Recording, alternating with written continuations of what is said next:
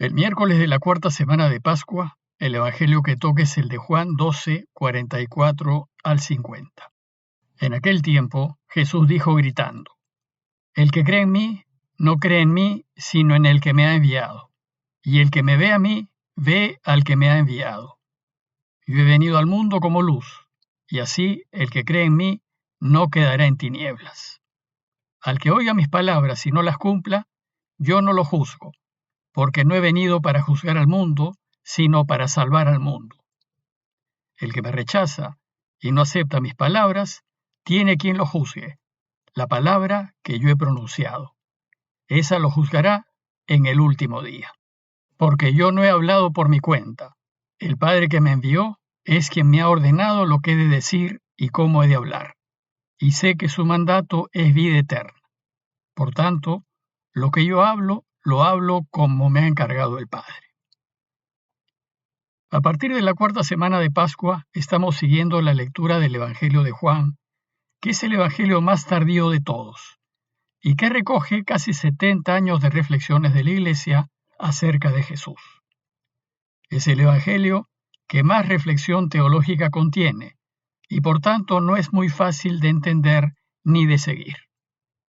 Además, el modo de enseñar que tiene el evangelista es mediante diálogos entre Jesús y terceros. Y a veces, cuando los diálogos son con las autoridades judías, se ponen tensos. A nosotros, a los espectadores de esos diálogos, se nos invita a escuchar la palabra de Jesús, a reflexionar en ellas y a decidirnos. ¿De qué lado estamos? ¿A favor o en contra de Jesús? ¿Hacemos caso a sus enseñanzas y las ponemos en práctica o no? El texto de hoy continúa con las enseñanzas acerca de lo que debemos hacer para vivir felices y después resucitar, así como Él resucitó. Ayer se nos enseñó que si queremos resucitar hay que creer en Jesús, y que si no creemos en Él, por lo que nos dice, al menos creamos en Él por lo que hace, es decir, por sus obras, pues sus obras demuestran que Él es. Hoy el Evangelio retoma esta necesidad de creer en Él, pero da un paso más. Y así, el relato que les he leído tiene dos partes. En la primera, nos enseña que Jesús es imagen del Padre. Y en la segunda, nos invita a tomar posición. ¿Lo acepto como dice que es o no? Veamos la primera parte en donde Jesús se revela como imagen perfecta del Padre. El texto empieza diciéndonos que Jesús dijo gritando, aunque otras traducciones bíblicas dicen que Jesús exclamó. Recordemos que todos los evangelios se escribieron en griego, y el texto griego en realidad lo que dice es que gritó. Y su grito es una invitación a que prestemos atención. Nos indica que va a pronunciar una importante verdad, y lo que grita es: el que cree en mí, en realidad, no cree en mí, sino en aquel que me ha enviado.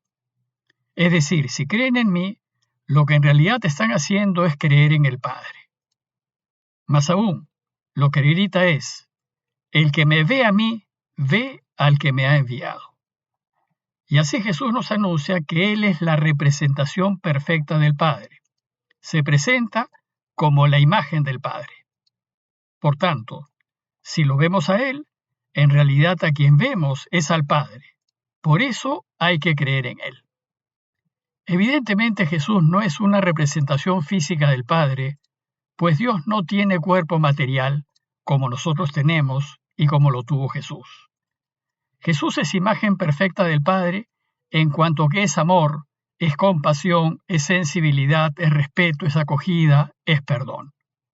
Y Dios Padre es así, preocupado de todo, sensible, cariñoso, amante y perdonador, como lo fue Jesús. Dios siempre es delicado con nosotros y está siempre atento a nuestras necesidades, siempre dispuesto a lo que sea por ayudarnos, pero siempre y cuando lo dejemos.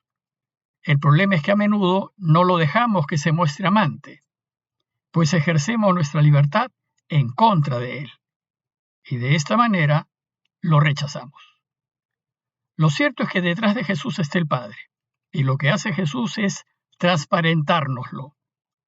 Por eso, quien lo ve a Él, ve al Padre, y quien cree en Él, cree en el Padre. Y Jesús pide que crean en Él porque Él anuncia lo del Padre y habla lo del Padre.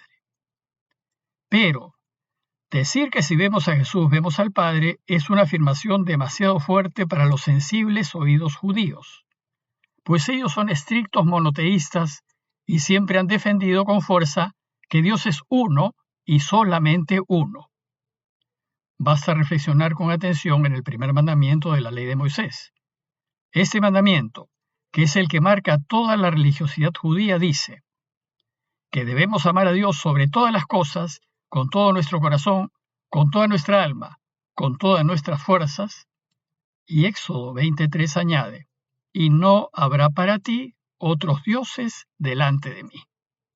Por tanto, nada, ni nadie, ni siquiera lo que más queremos, se puede anteponer a Dios. Los judíos tenían muy claro que Él es el creador del universo y de todo cuanto existe, Él es el Señor de la historia y no tiene comparación con nadie en este mundo. Es infinitamente superior a todos y está por encima de todos.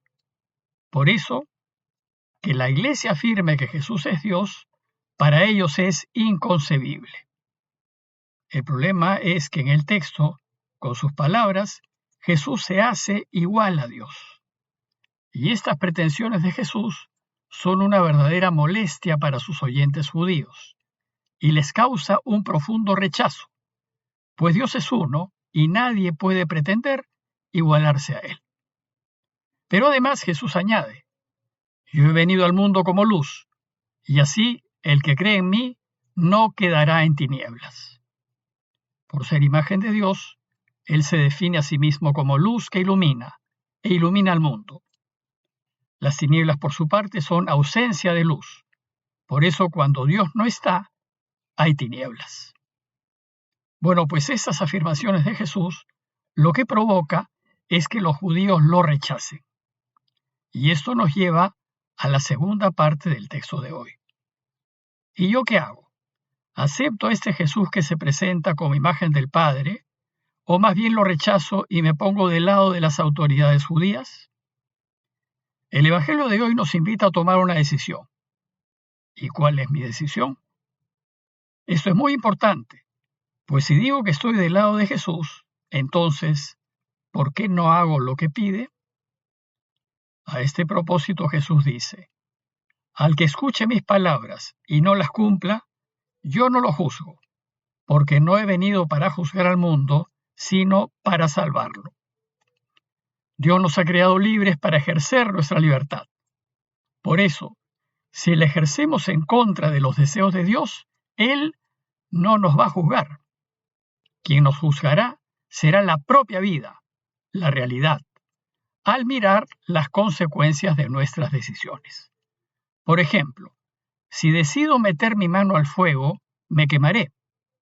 Dios no desea que metamos la mano al fuego, pues Él no quiere que nos quememos. Pero si no le hacemos caso e insistimos en meter la mano al fuego, nos quemaremos. Bueno, pues el quemarnos no es una condena ni es un castigo de Dios. Es solo el resultado de mi mala decisión.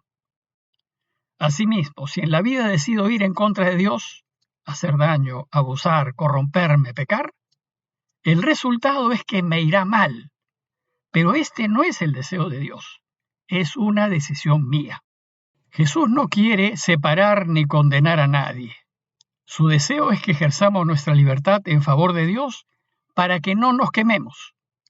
Esto quiere el Padre, y por eso dice Jesús que no juzga al que no se ponga de su lado.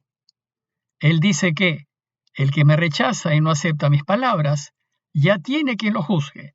La palabra que yo he anunciado es la que lo juzgará en el último día. Es decir, si tomamos una decisión en contra suya, Él no nos va a juzgar. Lo que sucederá es que nos quemaremos. Él solo dirá, se los dije, pero no me hicieron caso.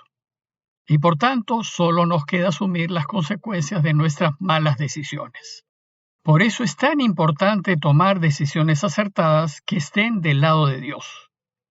Jesús argumenta que lo que nos está diciendo es lo que el Padre quiere, y dice, yo no he hablado por mi cuenta, Es decir, mis palabras no son invención mía. He hablado por orden del Padre.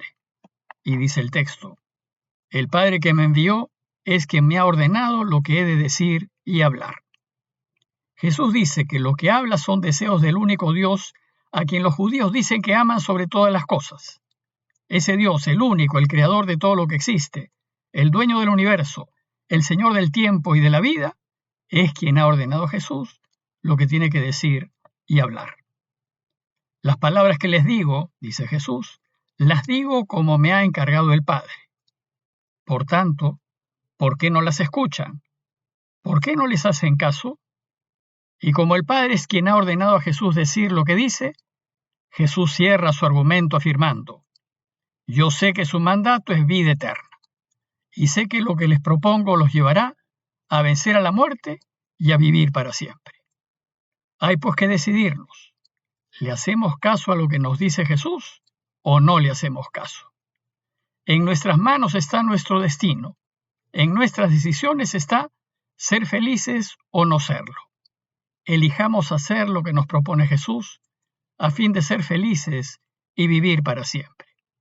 Hagámosle caso y usemos nuestra libertad para elegir hacer lo que Dios desea y así resucitaremos. A manera de conclusión, los invito a reflexionar en la decisión que Jesús espera que tomemos. Si no aceptamos su palabra, nos chocaremos con la vida, es decir, nos quemaremos y no seremos felices, y esto quedará evidente en el último día. Pero si aceptamos su palabra y vivimos eligiendo siempre la verdad y lo que es justo, si bien hay que asumir las consecuencias de estas decisiones, como perder o no tener, tenemos la certeza de saber que viviremos y que aquí y ahora seremos felices. Pidámosle pues a Dios que nos demos cuenta de que Jesús es la luz y que sus palabras son palabras de vida, a fin de que las acojamos, las pongamos en práctica y vivamos para siempre. Parroquia de Fátima, Miraflores, Lima.